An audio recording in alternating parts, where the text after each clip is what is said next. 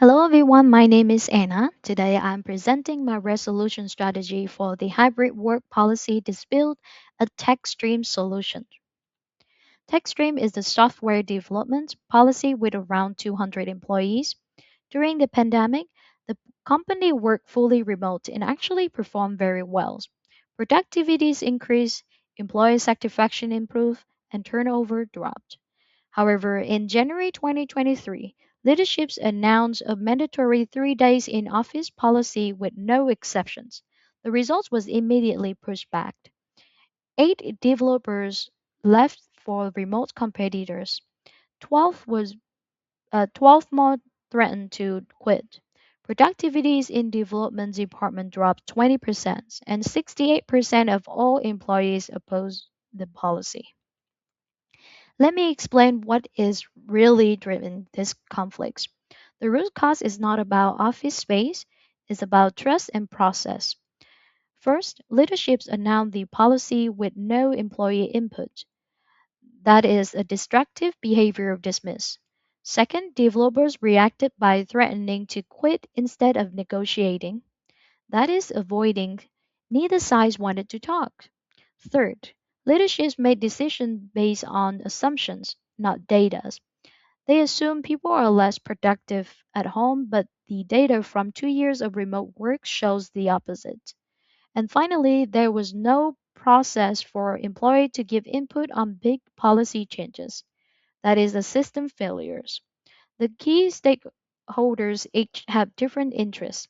The executive leadership team wants to protect culture and justify the office list.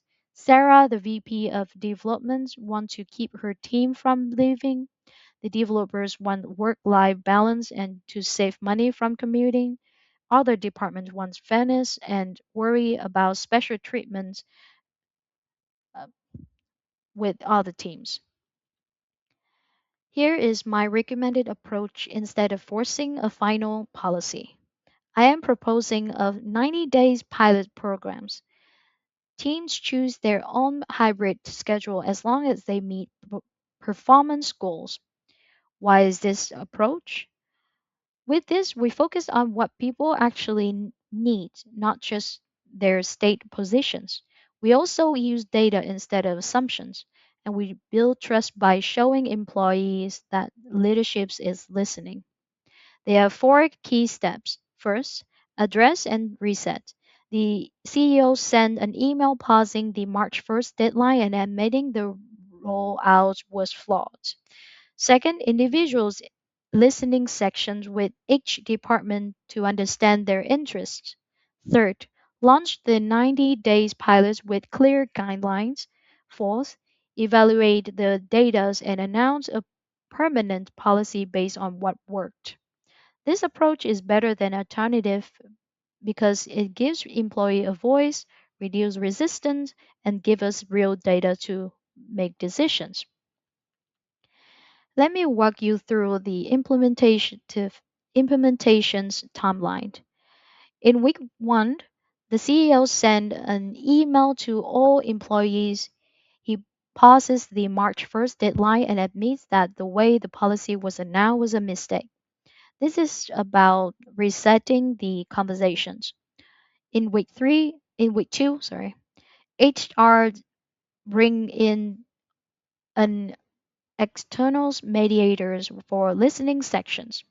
We meet with each department individually to understand what they actually need. The mediator costs around 3,000, which is a fraction of what it would cost to replace 20 developers. In week 3, HR and leaderships design the pilots based on what we heard. The pilots rule are simple. Individuals contributors like developers come in at least 1 day per week. Collaborative roles like sales and managers come in at least 2 days per week. Team pick their own days. The pilots run for 90 days from week 4 to week 16. At week 8, we send an anonymous anonymous survey to catch any problems early. Then at week 17 and 18, we analyze all data and announce a permanent policy based on what actually work, not based on guesses. How did we know if this strategy works? I have specific metrics for each time frames. In the short term, at 30 days, we look at attendance and survey response rate. Like, are they showing up? Are they willing to give feedback? In the middle terms, at 90 days, we look at productivity, satisfaction score, and turnover. Our goal is to get productivity back to pre conflict level and keep turnover below 10%. In the long term, at 6 to 12 months, we track retentions and trust in leadership. We add one questions to employee survey. Ask that on the scale of 1 to 5, how much do you trust leadership to make good decisions for employees? HR will collect these data through anonymous surveys, productivities report, and turnover tracking. Managers will submit simple 2-week report on their team performance.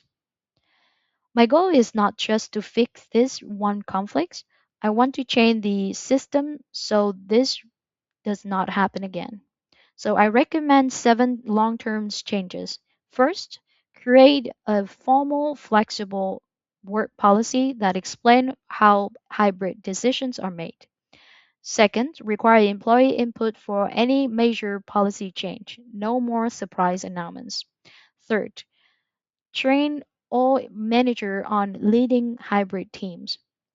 Fourth, conduct annual cultural audit to catch problems early. Fifth, do quarterly trust check-in with one simple survey questions. Six, create a cross-functional policy committee with representative from each department. In summary, this conflict is costing us talents and money, but is also an opportunity to build a better workplace. My strategies gives employees a voice, use data instead of assumptions, and build a long-term systems to prevent future conflicts. Here is what I want from you.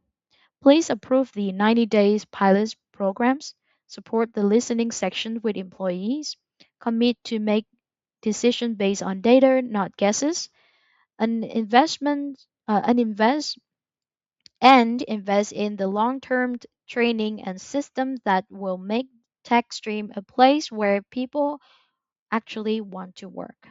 Thank you.